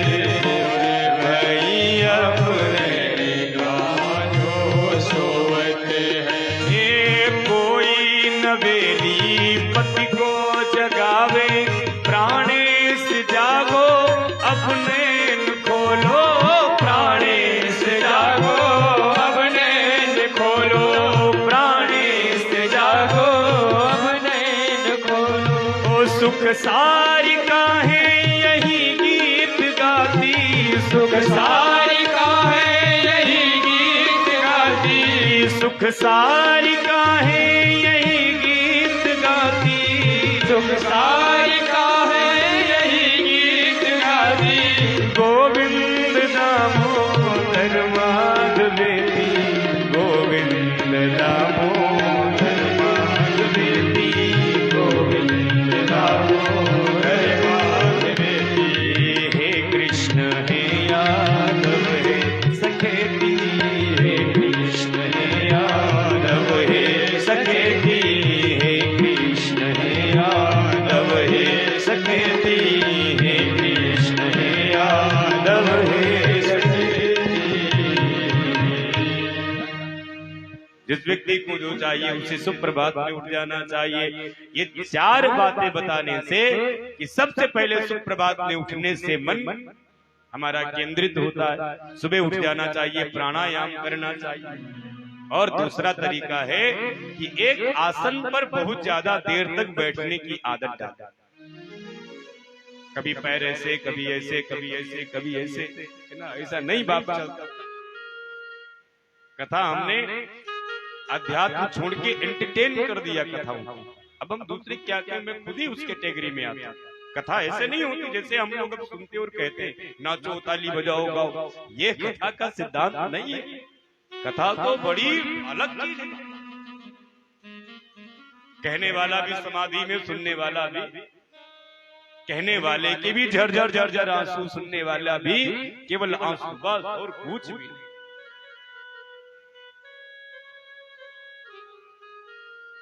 कभी पैर ऐसे, कभी वैसे, है नहीं कुछ मिला तो व्यासपीठ की तरफ भी फैला दिया, लियो पंडित तुम समारोह नहीं। एक आसन पर ज्यादा देर तक बैठने की आदत डालना, तब भगवान के श्री चरणों में प्रणाम करके और फिर सृष्टि के कार्य को उद्गम किया कि राजन, संसार में पहले कहीं कुछ भी नहीं था। जल अन्न जुद भी उजरायु सत्यायु कहीं कुछ नहीं था। पृथ्वी के ऊपर जल ही जल था। एक दिन नारायण के मन में विचार हुआ कि मैं एक से अनेक हो जाऊं। तो भगवान के नाभि कुंडल से ब्रह्मा जी प्रकट हो गए। ब्रह्मा जी से भगवान ने कहा तुम सृष्टि का सृजन करो। ब्रह्मा जी ने कहा जो आज्ञा। ब्रह्मा जी सृष्टि का सृजन करने लगे। पर प्रॉब्लम खड़ी हुई कि धरती तो है नहीं, हम कहां करेंगे सृष्टि। तो उनकी नासिका से भगवान नारायण सूकरा रूप लेकर के प्रकट होते और वह समुद्र में जाते हिरण्याक्ष का वध करते और पृथ्वी वहां से लाके समुद्र के ऊपर इस धरा को स्थापित कर देते। ब्रह्मा जी सबसे पहले भजन करते करते 10 ऋषियों को प्रकट किया। 10 ऋषियों से कहा बेटा तुम शादी करो, सृष्टि के काम में मेरा। 10 ने कहा हम शादी नहीं करेंगे, ब्रह्मचारी रहेंगे। ब्रह्मा जी को क्रोध आ गया कि मेरे ही बच्चे मेरी बात नहीं मानने। तो ब्रह्मा जी के क्रोध से भगवान रुद्र प्रकट हो बोले ना आप मुझे बताओ क्या करना है।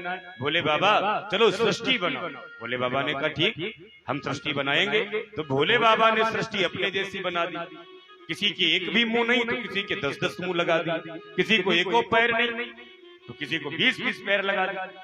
किसी के सर पीछे लगाया तो किसी को आगे लगा दिया। किसी का पेट पीछे तो पीठ आगे कर दी। को मुखहीन विपुल मुख का। बोले बाबा की बढ़िया भैया सजने लगी उनकी दुनिया। भूत प्रेत पिशाच डाकिनी साकिनी बाबा ने बना दिए। सांप बिच्छू चीता भालू सब बाबा ने बनाए। ब्रह्मा जी को बुलाया आओ जरा देखो कैसा हमने बनाया। ब्रह्मा जी को जब भूतों ने देखा तो हुक्की हुआ करके ब्रह्मा जी के पीछे भागे। तो ब्रह्मा जी डर के मारे भागे। ये कैसी तुमने बना दी धरती पे दुनिया। भोलेनाथ ने कहा हमको तो जैसा आता हमने बना दिया। ब्रह्मा जी ने कहा सुनो ये पूरी नौटंकी उठाओ और शमशान में भागो।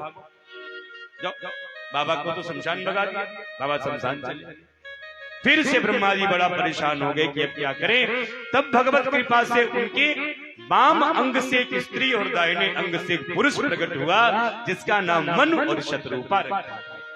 मनु शतरूपा ने चरणों में प्रणाम किया। ब्रह्मा जी ने कहा मनु शतरूपा अब आप ही उस सृष्टि का सृजन करिए और मुझे इस सृष्टि के कार्य से मुक्त कर दें। इसीलिए धरती पे जितने मानव हैं उन सबके पितामह मनु और शतरूपा ही माने जाते हैं। हमारे आपके वंशज कौन है? हमारे आपके वंशज मनु और महारानी शतरूपा है। कैसे? मेरे साथ बोलिए।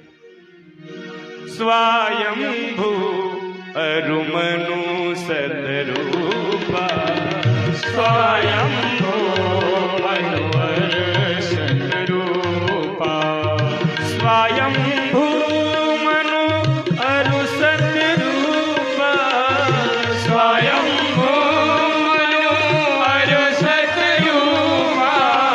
स्वयंभू मनु अरु शतरूपा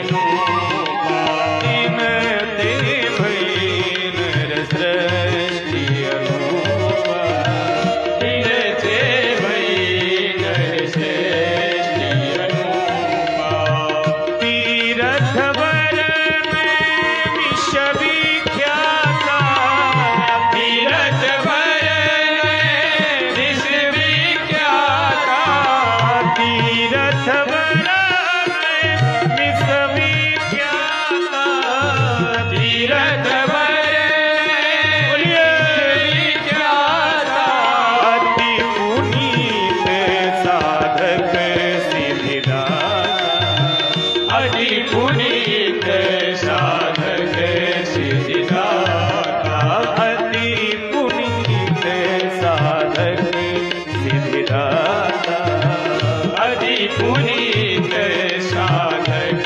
सिद्धिदाता स्वयंभू मनु अरु सतरूपा स्वयंभू मनु अरु सतरूपा मनु अरु सतरूपा मनु सतरूपा ने सर्वप्रथम इस धरती के ऊपर मैथुनीय सृष्टि का प्रादुर्भाव हुआ तो सबसे पहले महारानी शतरूपा ने अपने गर्भ से 3 पुत्री और 2 पुत्र प्रकट किए। 3 पुत्रियों का नाम है आकुति, देवहूति और प्रसूति। पुत्रों का नाम है प्रियव्रत और उत्तानपाद। इतना प्यारा वंश प्रकट कर दिया। धरती के पहले मानव ये प्रकट हुए। महारानी शतरूपा ने 5 संतानों का वर्णन दिया कि स्वयं भुवश्च च मनो वंशा परम सम्मतः कथ्यतां भगवान यत्र मैथुने धीरे प्रजा प्रियव्रतोत्तानपादो सुतो स्वयं भुवस्य वै यथा धर्मं जगपतुः सप्तदीपपतिं वै। महारानी शतरूपा ने 3 कन्याओं को प्रादुर्भाव किया। बड़ी गदगद है, बड़ी प्रसन्न है। आकुति, देवहूति और प्रसूति उनकी 3 कन्याएं। 2 पुत्र बड़े प्रबलशाली। एक दिन की बात है कि ब्रह्मा जी के जो ऋषि थे ना, ब्रह्मचारी हुए थे, उनमें से एक ऋषि है महाराज करदम। तो वह करदम जी तप कर रहे थे, तो तप करते करते हो गए बूढ़े। अचानक बुढ़ापे में जब आंखें खुली तो उन्होंने संसार को देखा। तो संसार को जब देखा तो बाबा का मन डुल गया कि संसार के लोग तो शादी करते हैं, घर गृहस्थी बाल गोपाल में रहते हैं, मस्ती करते, एक हम बाबा बने यहाँ जंगल में जप कर रहे, हमारा भी विवाह हो जाए। ये मान के भजन करने लगे। और भगवान तो सबके मन की सुनते, मेरा भी किसी परम सुंदरी स्त्री के साथ में विवाह हो। माला करने लगे, भगवान प्रकट हुए। करदम तुम क्या जप रहे हो? अब तो करदम को संकोच लगा कि कैसे कह दे कि हमने शादी करने के लिए भजन किया था, है ना, डर लगा। तो कहा नहीं नहीं प्रभु ऐसे। बोले नहीं नहीं बताओ सच्ची सच्ची। देखो हम तुम्हारी शादी पक्की कराए। कहा? महाराज मनु है ना, उनकी बीच वाली पुत्री जो देवहूति है ना, उसके साथ तुम्हारी शादी हमने कर दी थी। करदम चरणों में गिर पड़े, बाप हमें माफ कर दो, हमने शादी के लिए ही तप किया था। आपसे बोलने में डर लग रहा था, नहीं सही कैसे बोलते थे। अब आपको देखने के बाद हमें शादी दी। भगवान ने कहा तो हमारी बात फिर गलत हो जाएगी ना, हमने किसी को वचन दिया तो मेरी बात गंदी करोगे, तुमको शादी तो करनी पड़ेगी। करदम ने कहा प्रभु मैं शादी तो कर लूंगा पर एक शर्त है, क्या आपको मेरे घर बेटा बन के आना पड़ेगा तो मैं शादी करूंगा। भगवान ने कहा ठीक है, मैं आपके घर में आपकी संतान बन के आऊंगा। महाराज मनु अपनी पुत्री देवहूति को महाराज करदम के पास ले गए जंगल में। जंगल में महाराज करदम अकेले तप कर रहे। शतरूपा और महाराज मनु और देवहूति के लिए महाराज करदम ने 3 आसन बिछा दिए। महाराज मनु और शतरूपा तो ऋषि की बिछाए हुए आसन पर बैठ गए, पर महारानी शतरूपा नहीं बैठे। क्यों? क्योंकि वो जानती हैं कि मन से तो मैंने इनको अपना पति मान ही लिया, बस अब केवल फेरे पड़ने। तो पति के बिछाए हुए आसन पर पत्नी को कभी भी नहीं बैठना चाहिए। तो हम कैसे बैठे? पर आज की तो परंपरा ही बदली है ना। पप्पू पापा, हाँ ले तुम चटैया ले चलो हमारे, अब वो भी चटैया और तकिया और 2-4 गुलाब भी तोड़ लेते डाल। क्या सिस्टम चेंज हो रहा है बाप। अरे सुनते हो, हाँ देखो कूलर में पानी भर लियो, गर्मी को भरी। आदमी कहता है भैया जो करा लो दादा हम सब करिए, बस तुम शांत रहो।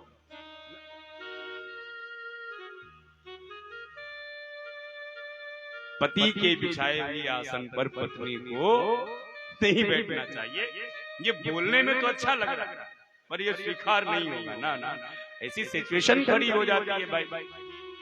तो एक काम तो तुम करो, खाली खड़े हो मुस्टंड बने, चलो बिस्तर लगाओ, चलो सब चल दिखता आदमी क्या बिस्तर में भाई है ना। चलो देखो क्या साफ करो, बेडशीट साफ करना चाहिए, धर्म भाई। मैं तो सीधी बात कहता हूं कि तुम्हारे पैर अगर पत्नी दबाती है तो समय आने पर तुमको भी पत्नी के पैर दबाने चाहिए। मेरा सीधा रूल है, मैं इसमें कभी कटौती नहीं करता ना भाई।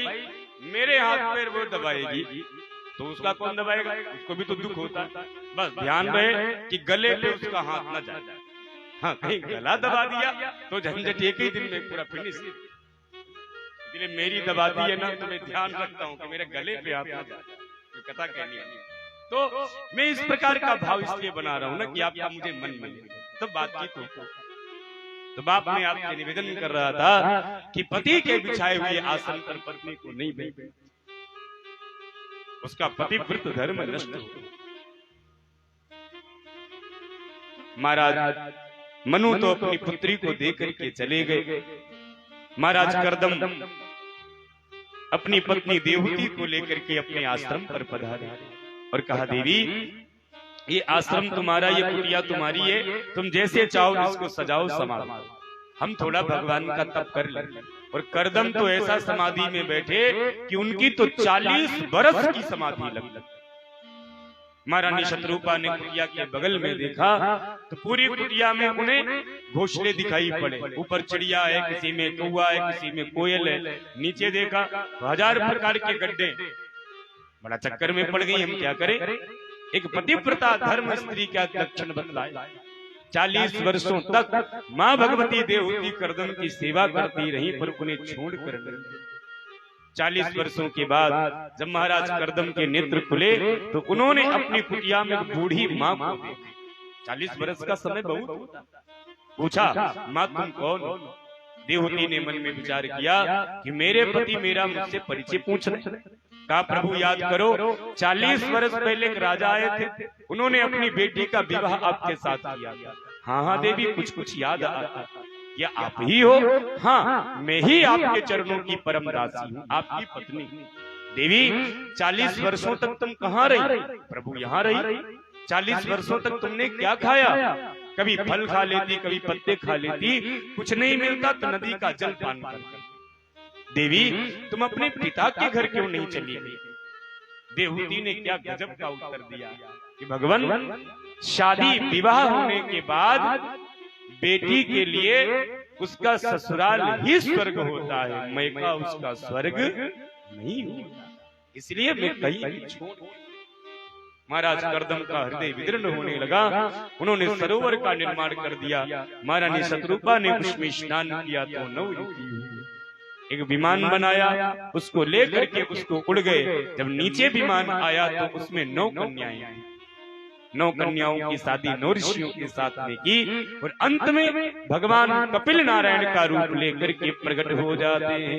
बोलिए कपिल नारायण भगवान की जय हो, वृंदावन बिहारी लाल की जय हो। महात्मा कपिल देव जी महाराज का दर्शन कर दे और वह सीधे अपने ग्रह की ओर निकल पड़ते। अब पूरे आश्रम में माता देवहूति और भगवान कपिल है।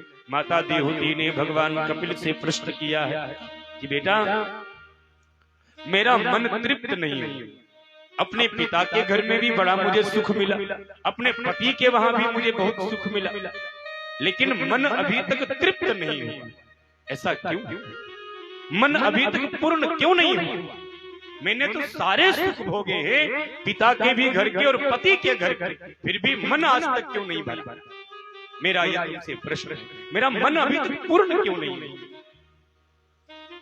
आंखें कहती हैं सुंदर रूप को देखो, कान कहते सुंदर संगीत को सुन, रचना कहती है 56 प्रकार के व्यंजनों का भोग लगा। ये सब इंद्रियां मुझे अपनी अपनी ओर खींचती हैं, मैं कैसे भगवान का भजन करूं? किन्निर वीणा नितराम भूमन असत इंद्रिय दर्शन एन संभाव्य मानेन न प्रपन्न प्रभु। मैंने सारे सुख भोगे, फिर भी मेरा मन अपूर्ण क्यों है? महात्मा कपिल देव कहते, मां संसार के सब साधन अपूर्ण, इसीलिए संसार भी अपूर्ण है। तो जहाँ पे सारे साधन ही अपूर्ण हो, तो वहां पे जीव कैसे पूर्ण हो सकता है? जब संसार ही अपूर्ण है, तो यहाँ पे जीव सनातन परिपूर्ण कैसे हो सकता है? परिपूर्ण तो केवल परमात्मा है। अगर अधम जीव को परिपूर्ण होना है, तो वह परिपूर्ण परमात्मा के चरणों में प्रेम करे, तो परमात्मा कृपा अधम जीव को परिपूर्ण से मिला कि पूर्णमिदः पूर्णमिदं पूर्णात् पूर्णमुदच्यते पूर्णस्य पूर्णमादाय पूर्णमेवावशिष्यते। इसीलिए हमेशा भगवान का नाम लेना चाहिए, भगवान की शरण में जाना चाहिए। करुणावान बने, तितिक्षुवान बने, कभी किसी को दुख न दे। तितिक्षयः कारुणिकः सुहृदा सर्वदेहिनः अजातशत्रवः शान्तः साधवा तितिक्षु बने, करुणावान बने, साधु संत महापुरुषों की सेवावान बने, यही जीव के जीवन का परम धर्म। साधु संत, साधु वो है जो भगवान के लिए रोता। बहुत ध्यान देना 2 मिनट कथा में, ठीक? ये आपकी परीक्षा का टाइम है। इससे साधु वो है जो भगवान के लिए रोता है, पर संत वो है जिसके लिए भगवान रोते हैं। सोचो, साधु वो है जो भगवान के लिए भागता है, पर संत वो है जिसके पीछे भगवान। बस इतना ही है। साधु वो है जो माला लेकर भगवान की बैठता है, पर संत वो है जिसके नाम की माला स्वयं भगवान लेकर के बैठे। इसीलिए साधु से बड़ा है संत का स्थान। शुद्ध शब्द तो सत है, सत। अब सत के ऊपर अंक की बिंदी लग गई तो सत क्या हो गया? संत। अब और थोड़ा हिंदी में समझो। एक बहुत अच्छा आपने मंदिर बनाया, बहुत अच्छा, और मंदिर के ऊपर आपने गुम्बज नहीं बनाया, तो क्या मंदिर आपका दर्शनीय होगा? क्या मंदिर आपका प्रमाणित या मंदिर आपका प्रणम्य होगा? नहीं। मंदिर कितना ही खूबसूरत क्यों न बना हो, जब तक उसके ऊपर गुम्बज नहीं है तब तक मंदिर की कोई कीमत नहीं। इसीलिए शुद्ध शब्द तो सत है। सत के ऊपर, सत के मंदिर के ऊपर जब अंक की बिंदी यानी गुम्बज लग गया तो वही सत्य, वही संत रूप में बन गया। बस इतना ही संत। इसीलिए जो साधु है वो भगवान, साधु भी अच्छा है पर संत थोड़ा अच्छा ज्यादा। साधु वो है जो भगवान के लिए रोता, पर संत वो है जिसके लिए स्वयं भगवान